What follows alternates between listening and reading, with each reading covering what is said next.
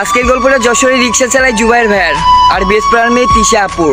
ভাইটা এমন ভাই বলতেছে, ভাই সব মেয়ে বেইমান হয় না, সব মেয়ে ভালোবাসা মানুষটাকে ছেড়ে যায় না।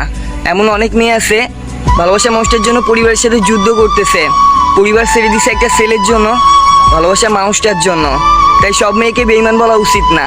ভাই আমি অনেক ছোটো থাকতে পড়ালেখা বাদ দিয়ে দিছি। বাবা মারা যাওয়ার পরে নিজেই বাবা রিক্সা চালানো শুরু করছি, পড়ালেখা বাদ দিয়ে পরিবারের দায়িত্ব কাঁধে নিয়ে নিছি। আর সেই অবস্থায় আমার একটা রং নাম্বার একটা মেয়ের সাথে পরিচয় হয়েছিল। কথা বলতে বলতে জানতে পারলাম তার বাসা আমাদের যশোরে। আর দিনের পর দিন এভাবে কথা বলতে বলতে আমরা একে অপরকে ভালোবেসে ফেলি। ও জানতো না যে আমি রিক্সা চালাই, আমিও জানতাম না যে অনেক বড়লোক ঘরের মেয়ে, কিন্তু এটা জানতাম যে ও পড়ালেখা করে, আমি তো সেটাও করি না। আমাদের ভালোবাসা কীভাবে পূর্ণতা পাবে, এভাবে দিন কাটতে লাগলো। আরও হঠাৎ একদিন আমার কাছে আমার পিক চাইলো। আমি পিক দিতে যাইও সাহস পাইলাম না, কারণ শহরের পরে মহিলা কলেজে পড়তো আর আমি ওখানেই রিক্সা চালাই। যদিও দেখে ফেলতো, এসে আমারে বলতো তুমি বেইমানি করছো আমার সাথে, তাই আমি তাকে পিক দিতে সাহস পাইলাম না। ওইভাবে কথা চলতে থাকলো। হঠাৎই একদিন ওর অনেক জোরাজোরিতে আমার পিক দিতেই হলো। আর পিক দেওয়ার পরে যে ভয়টা পাইছিলাম সেটাই হলো। ওর কলেজের সামনে একজনের রিক্সা থেকে নামাচ্ছি, তখনই তাদের ছুটি দিয়ে দিছে। ও এসে আমারে দেখে ফেলছে। আমিও একবার আড়ে তাকাই আর ওর দিকে তাকাইনি, যদিও আমার চিনে ফেলে, কিন্তু আমার চিনে ফেলছিল। আমার সামনে দিয়ে চলে গেছে, তাও আমার সবার সামনে কিচ্ছু বলেনি।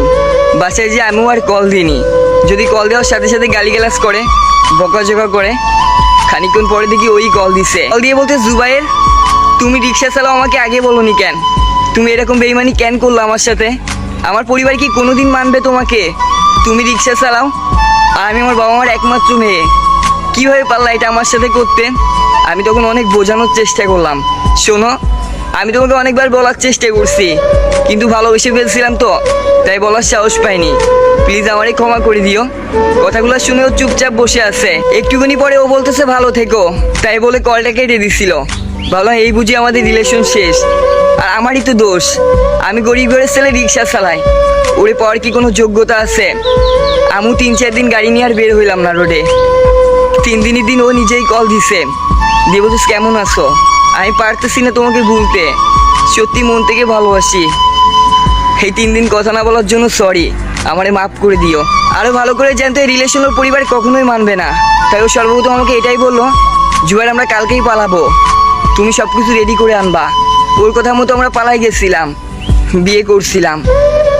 আজকে আমি ঢাকা শহরে রিক্সা চালাই, আমাদের অনেক সুখে একটা সংসার আছে, ছোট্ট একটা মেয়ে আছে। ব্যাস সত্যি ভালোবাসা অনেক সুন্দর। যদি প্রিয় অনুষ্ঠান সারা জীবন থাকে আপনার পাশে, আপনার জন্য পরিবারের সাথে যুদ্ধ করতে পারে, পরিবার ছাড়তে পারে। ভালোবাসা সবসময় টাকা পয়সা দিয়ে হয় না। আর আমি রিক্সা চালকের ছোট্ট একটা কথা বলতেছি, ভাই যে নারী ভালোবাসে সে নারী কখনো পরিবারে অজুহাত দেখায় ছেড়ে যায় না। আসলে সে আপনাকে ভালোই বাসতো না,